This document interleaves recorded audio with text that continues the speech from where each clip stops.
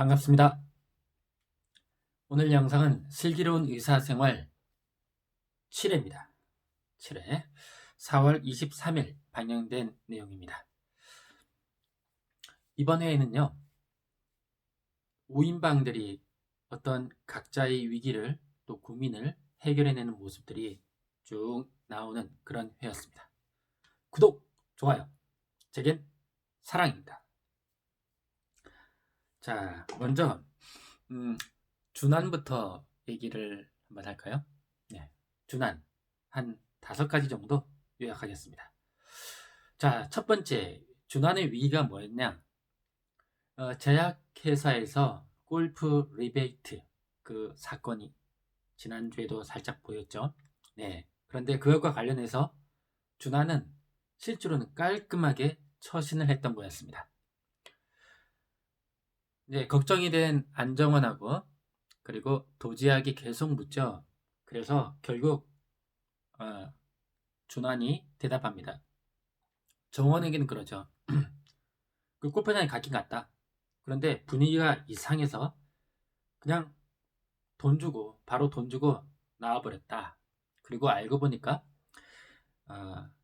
그 제보를 한 사람이 준환이었습니다. 네, 그리고 또 그 골프비를 계산하는 방법을 설명하면서 재미있는 장면이 있었죠. 아주 복잡한 계산들을 쫙 어떻게 했는지를 설명하면서 준환이 하는 말이 나 이래봐도 이과 전교 2등이야 이렇게 말하는 장면 있었습니다. 그리고 또 이제 도제하게 계속 물었죠. 지난 주말에 뭐 했냐고. 그러니까 불짜장 먹었다 됐나 이렇게 대답하는 장면이 있었습니다. 자, 그러니까 이번엔 두 번째 사건이 뭐겠습니까? 준하는 익순하고 만났던 거였습니다. 그래서 익순에게 불짜장도 비벼주고 그리고 짧은 키스도 나눴습니다. 재밌는 장면이 떠오르는데 준환이 익순을 이렇게 안으려고 할 때 익순이 순간적으로 밀었죠. 넘어져가지고 다리 꼬인 채로 이렇게 넘어져 있는 우스꽝스러운 장면. 그래서 멋쩍어 하면서 차에 타서 가려고 하다가 앞에 보이는 익순의 모습이 좋아서인지 다시 내려서 다가가서 짧은 키스를 나누는 그런 장면이 있었습니다. 세 번째, 준환이 내 사랑 비둘기 님이 전화에 당황하는 장면이 있었습니다. 친구들끼리 차를 타고 가고 있으면서 친구들이 계속 궁금해하죠. 준환이 제 여자친구가 누굴까 이렇게 궁금해하고 있는데 그때 전화가 온 겁니다. 내 사랑 비둘기. 비둘기는 뭐 이런 거 때문에 비둘기가 된 거죠. 예, 내 사랑 비둘기님으로부터 전화가 온 겁니다. 그래서 당황하고 화들짝 놀란 준환이 자기 휴대폰을 어떻게 해서든지 찾으려고 하는데 공교롭게도 익준이 그 휴대폰으로 전화를 받은 겁니다. 능청스럽게 짓궂게 전화를 받으려고 하는데 그때 아주 아슬아슬하게 준환이 자기 휴대폰을 이렇게 차창을 통해서 빼앗아가는 그런 재밌는 장면이 있었습니다. 자, 네 번째. 결국 도제학 얘기를 해야 되겠네요. 도제학이 부동산 사기에 휘말린 듯 합니다. 갑자기 전화가 왔는데 월세가 안 들어왔다는 전화가 옵니다. 저 전세인데요? 알고 보니까 전세가 아니라 월세로 된 부동산 사기였던 것 같습니다. 아이고.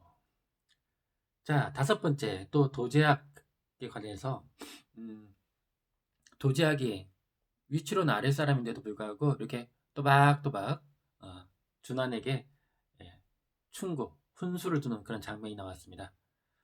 예를 들어서 말을 할 때 결과를 빨리 먼저 말해라. 두 가지로 말해라. 그리고 좀 긍정적으로 말해라. 뭐 이렇게 당돌하게 그래도 되나 싶을 정도로 이렇게 말하는 장면 있었습니다. 자, 이번에는 정원 쪽으로 가겠습니다. 정원. 자, 정원은 한 4가지 정도로 요약할게요. 정원에게 다가온 위기는요. 간 이식입니다. 그런데 기증받은 간이 너무 작았던 거예요. 그런데 안정원은 어떻게 했느냐? 결국 수술을 강행해서 간을 잘라서 이식 수술을 해서 성공합니다. 생후 6개월 된 아기가 있는데 간 기증은 받았어요. 근데 간이 너무 큰 거예요. 그래서 너무 커서 포기해야 되겠다라고 이렇게 장겨울이 말하자 안정원이 그래도 진행합니다. 이렇게 단호하겠다 말하면서 어려운 수술이라는데 그 수술을 해서 성공해냅니다. 멋진 모습. 자, 두 번째. 장겨울이 정원에게 데이트 신청을 합니다. 드디어, 결국. 얘기를 나누다 보니까 안정원 주변에 있는 많은 사람들은 안정원하고 밥도 먹고 밥도 같이 먹고 또 영화도 같이 봤다는 쉽게 한다는 그런 얘기를 들은 거예요. 거기에 살짝 화가 난 장겨울인지 장겨울이 안정원한테 그러죠. 뭐라고 하냐? 주말에 단둘이 사복 입고 밖에서 저녁 사주세요 라고 이렇게 말을 합니다. 자, 아직 안정원이 대답을 안 한 상태입니다. 다음 주가 궁금해집니다. 좀 거절하는 것도 살짝 재밌을 것 같은데. 네. 그 다음 세 번째. 하얀 장결과 까만 추미나. 예, 추미나가 서로 친해진 이유 바로 암이었습니다. 예, 추미나가 얼굴이 작게 보이게 하기 위해서 흑진주 메이크업을 합니다. 그러니까 한쪽은 까맣고 목 위쪽 까맣고 거기에 비해서 장겨울은 굉장히 하얀데 서로 많이 다른데 어떻게 친해졌냐 물어봤더니 둘 다 암이라고 말합니다. BTS 팬클럽으로서 공통점이 있었다는 거죠.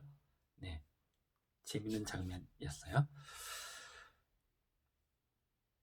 자, 네 번째 살짝 코멘트를 한다면 같이 뭔가를 먹는 그 자리에 장겨울은 안정원이 올 줄 알고 기대를 하고 있었는데 준환이 나타났습니다.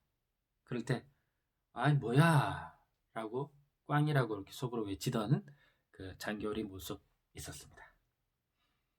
드라마가 재밌습니다. 이렇게 복잡한 생각보다는 편안하게 보면 아주 흐뭇한 유쾌하면서도 순간순간 느낌 있고 또 아주 자연스럽게 잘 진행되는 것 같아요. 이번에는 익준 얘기를 하겠습니다. 익준 한 두 가지 정도 얘기할까요? 자, 첫 번째, 익준에게도 위기가 있었는데 익준의 위기는 뭐냐? 간 이식을 해야 되는데 바람난 남편이 준 간으로 이식을 해야 돼요. 그런데 바람난 남편이 준 간으로는 살고 싶지 않다고 하는 환자가 있었습니다. 이 환자를 익준이 자신의 이야기를 해서 위로하고 설득해냅니다. 익준이 하는 말이 상당히 인상적이고 감명 깊게 들렸는데요. 뭐라고 말을 했냐? 저도 와이프가 바람나서 이혼했어요. 처음엔 자존심도 상하고 창피하고 근데 어느 날 시간이 아까웠어요. 남편이 아니라 본인을 위해서 악착같이 건강 회복하세요. 이렇게 위로하고 설득하는 장면이 있었습니다. 익준 너무 멋있게 나오는 거 아닌가 그런 생각이 들던데. 자, 두 번째 응답하라의 태기 아버지 태기 어머니 나왔습니다. 환자로 나왔습니다. 재밌는 장면이 쌍문동 봉황당을 운영하는 사람으로 나타나고 그 태기 아버지가 금 거북이라 하나요? 금 거북이를 슬쩍 익준에게 건네려고 합니다. 수술 잘해줘서 고맙다고. 그러면서 하는 말이 오다가 죽었어요. 이렇게 말하는 장면. 그리고 익주는 깜짝 놀라면서 안 받으려고 피하는 난처해하는 그런 장면이 있었습니다. 아, 응답하라 멤버들을 보니까 아주 옛날 생각나면서 아주 귀엽네요. 이참에 뭐 태기도 나왔으면 좋겠네요. 네. 자, 이번에는 송화 얘기를 하겠습니다. 송화. 네. 자, 송화에게는 한 두 가지 정도? 네. 첫 번째, 송화의 위기는 뭐냐? 송화를 좋아하는 안치홍이 있죠? 안치홍이 알고 보니까 병 때문에 군대 생활을 그만둔 거였습니다. 치홍에게 첫 집도를 맡겼어요. 그런데 긴장을 하면서 목이 불편해 보이던 그 치홍이 실수도 하고 막 그렇습니다. 그런데 송화는 치홍을 믿었기 때문에 오늘은 여기까지 하자 이렇게 말하면서 더 이상 다그치지 않았습니다. 그것이 그 치홍한테는 굉장히 위로와 힘이 됐죠. 사실은 알고 보니까 이 치홍이 후종인대 고라증이라는 병이랍니다. 그 병이 있는데 일상생활 하는데 큰 문제가 없는데 막 몸을 심하게 쓰는 그런 일들은 할 수 없게 된 거죠. 그래서 군대를 그만두게, 육사야 출신이지만 그만두게 된 거였습니다. 이번에 밝혀졌네요. 자, 두 번째. 자, 그런 사연이 있는 치용이 병 때문에, 수술 때문에 경찰을 그만두게 될 것 같은 환자에게 자기의 경험담을 얘기를 하면서 위로해주는 장면 있었습니다. 자, 이번에는 서경 이야기를 해볼게요. 서경이. 자, 서경이. 여기도 한 두 가지 정도. 첫 번째, 서경의 위기는 자기 어머니 조양에게 자기 아버지 양태양과 내연녀 사이에, 그러니까 아빠의 아버지의 내연녀가 임신을 했다는 사실을 자기 어머니한테 이거 말할까 말까, 이거 말하면 충격받았을 텐데 이러고 있었어요. 고민하고 있는데 그때 송아가 깔끔하게 정리를 해주죠. 그래도 모르시는 건 아닌 것 같은데 알려드려라. 그래서 알려드립니다. 그래서 자기 어머니가 이혼을 받아들이려고 생각을 했는데, 마음을 먹었는데 이쪽 이 남불륜녀가 뻘짓을 합니다. 아들의 병원에 입원을 해버린 겁니다. 그리고 이제 진상짓이라고 하죠. 여러 가지 이렇게 하는데 그때 서경의 어머니가 찾아오죠.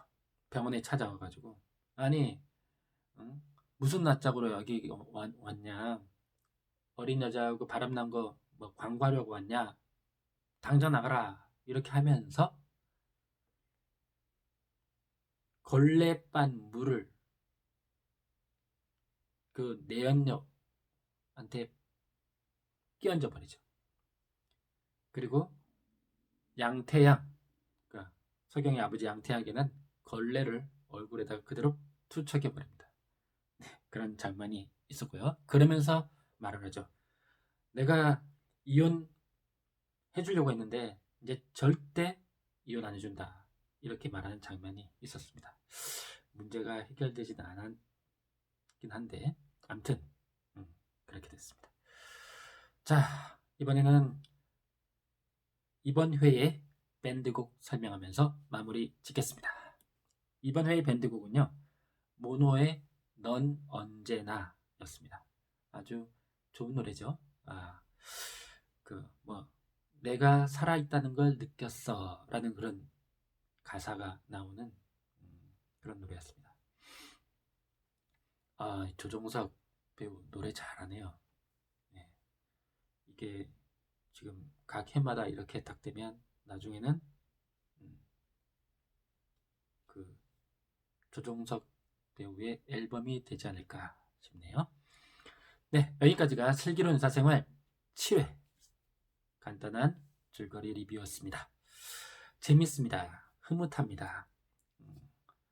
머리를 맑게, 마음을 시원하게 해주는 그런 드라마인 것 같습니다.